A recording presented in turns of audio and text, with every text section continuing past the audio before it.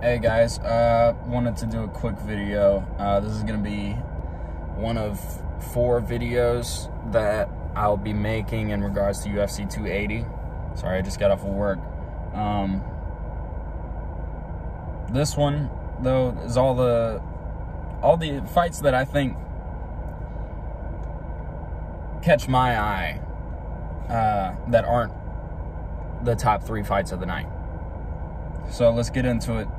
We'll start off with Volkan Ozdemir against Nikita Krylov. Now, Volkan, you know, when he came into the UFC, he had a 3-fight winning streak, earned a title fight against Daniel Cormier, and ever since then, it just seems to not quite be working as well as he wants for him. I mean, took what, 3-4 losses in a row after losing to DC. You know, he's been able to get a couple wins here and there, but for the most part it seems to just be losses for Volkan. Only 33 years old though. He's not old. It's not like he's, you know, just declining as he gets older. It just seems he's facing guys who are better than him on the night. And Nikita Krylov, who is a Kyokushin karate master, started that real young. He was the first Ukrainian in UFC history to be signed to the UFC. At least he won his last fight, and he's got some submitting ability, having 10 of his pro wins come by submission. First came into the UFC, kind of went on a submissions tear. 2 or 3 fights in a row he got submission wins in his first couple. As of late, he's 1-2 in his last 3 fights, but his last 2 losses were to Magomed Ankalaev and Paul Craig, so nothing to really be ashamed of there. And in the Paul Craig fight, you know, he was on his way down to follow up a ground and pound on Paul as Paul fell down, and he got caught up in I think it was an arm bar, maybe a triangle, in the process of trying to deliver ground and pound. So Nikita's shown a lot of progress and a lot of potential in the process. And for that fight, I think I'm going to go with Nikita Krylov. You know, I just feel like he's got this aggressiveness it's too push forward for the style that Volkan likes to stay at, which, you know, he kind of likes to sit back and pick you apart, similar to Izzy. And it just doesn't seem to be working for him, and I feel like Nikita Krylov is going to be able to get the jump on him come UFC 280. Next fight, Belal Muhammad against Sean Brady. Sean Brady's 15-0, first of all. Mostly decisions. 5-0 currently in the UFC. His last 2 wins were pretty damn impressive. He got a submission over Jake Matthews, which is nothing to scoff at. And in his last fight, he beat Michael Chiesa by decision, unanimously. Looking good. But as for Belal, real solid wrestler. He's been wrestling since a child, I think.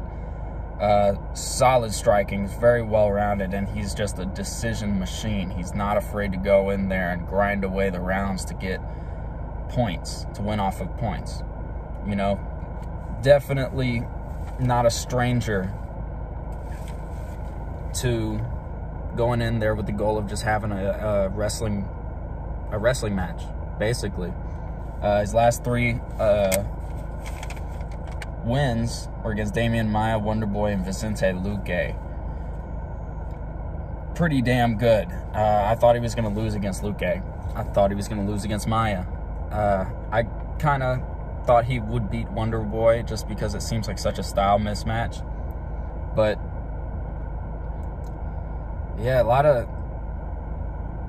of anticipation for this fight in particular, because really Belal probably should be fighting someone a lot higher in the rankings. I don't think he should be fighting a guy like Sean Brady, considering what he's done as of late. He's looked real impressive, and I feel like he's more deserving of a fight higher up in the rankings. But for this fight, I think I'm going to take Belal Muhammad. So that leaves us to our second to last fight we're going to talk about in this video. Katlyn Chookagian against Manon Fiorot. Chookagian, seems to only lose to the best in the UFC, at least at that time. She's won her last 4. She's very well-rounded and also a decision machine. She started karate at the age of 4 and currently trains with Gordon Ryan, Frankie Edgar, Sijara Eubanks, and Claudia Gadela. Now, that's a championship-level team, regardless of who's training with them. That's a championship-level team. Caitlin Chookagian, she likes to win her fights by decision, you know. But in this fight, she's going against a real tough task in Manon Fiorot. She is 9-1 currently. Hasn't lost in the UFC, 4-0 at the moment in the UFC. Started karate at 7 years old. She's a black belt and a several-time champion in both kickboxing and Muay Thai. And on top of that, she's just an extremely aggressive fighter. More aggressive than you'll find most guys to be. And it's very interesting, especially considering, you know, with karate styles, normally when we see guys who come into the UFC, or girls who have like a karate background or prefer to kind of use their karate background, normally they like to be real patient, real sure about when they're going to strike. And with Manon Fiorot, it seems like she's able to, either she's very aggressive and likes to push the pace a lot, which it does seem like, or she's able to find a way to strike you in just about every time that her and her opponent clash. I don't know. I've been watching both these girls for a few years now, and I feel like Fiorot's got it. I feel like Fiorot's got it in the bag. I just feel like the patient style of Chookagian, I feel like it's not going to add up well against Fiorot's aggressiveness. So I think I'm going to take Fiorot in that fight. And now the last fight we're going to talk about in this video, Mateusz Gamrot is going up against Beneil Dariush. Now, I feel like this fight will probably be moved up to the main card, maybe even the last fight too. Gamrot has won 4 times in the UFC. He's only got 1 loss on his entire professional record, and that was in the UFC. Since then, though, he's 4-0 in the UFC. He was on the Poland national wrestling team in middle school. Won several youth medals in this wrestling team. Won 2 belts in a company called KSW, vacated those 2 belts in order to come here to the UFC. And ever since then, he's put on some pretty exciting fights, and you got to give him credit for it. However, his opponent, Beneil Dariush, is without a doubt the toughest test in his entire career. Beneil is on a 7-fight winning streak. He's got just such amazing grappling to go along with it, and we saw it at work whenever he went up against Tony Ferguson. And honestly, I feel like Beneil Dariush should be fighting someone higher up on the card too, or higher up on the rankings list as well. You know, as of late, he's been beating all the names that you need to beat in order to be talked about in title contention, and I feel like he's done that. I feel like he's earned a shot at least, hey, you win this fight, we'll give you a title fight. I feel like he's at least earned that. And why they're not giving it to him, I don't know. He's got 12 total jiu-jitsu championships. That's no gi and gi. 5 of them were no gi, leaving 7 to be with the gi. But of those 5 no-gi championships, I believe it was 1 bronze medal, 1 silver medal, and 3 gold medals. I know for a fact it was 3 gold medals. But the years that he won those gold medals at the no-gi tournaments and became world champion jiu-jitsu practitioner,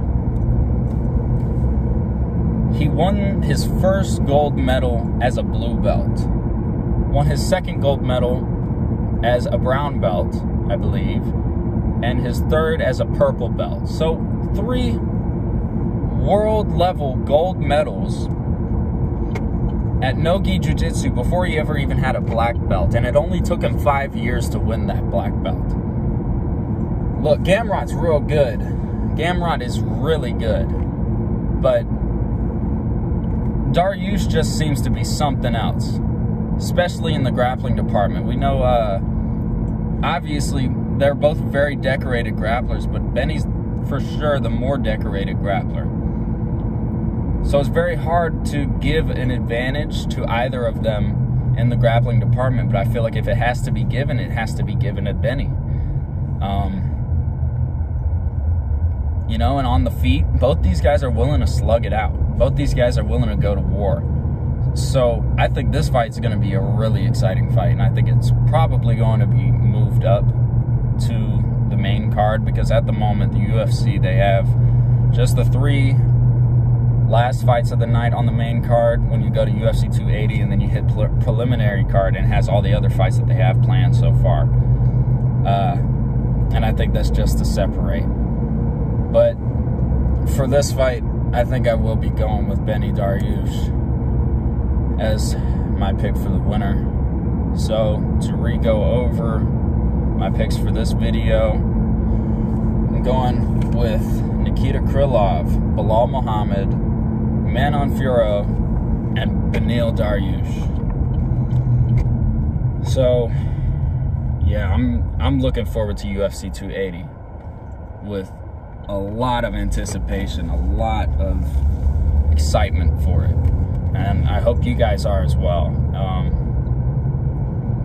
But anyway, I guess I'll leave it at that. So hit like, subscribe, and